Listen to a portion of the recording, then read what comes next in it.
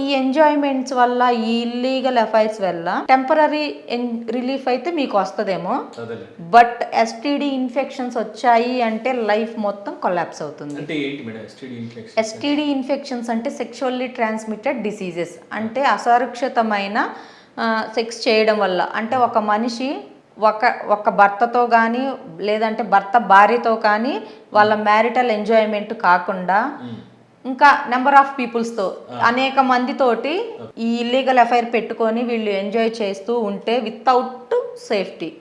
Without సేఫ్టీతో చేస్తే గనక ఖచ్చితంగా ఎస్టీడీ ఇన్ఫెక్షన్స్ వస్తాయి.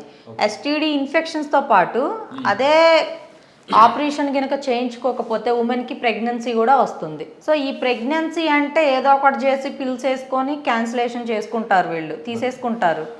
బట్ ఎస్టీడీ ఇన్ఫెక్షన్స్ వచ్చాయి అనుకోండి, జీవితం మొత్తం కొలాప్స్ అవుతుంది.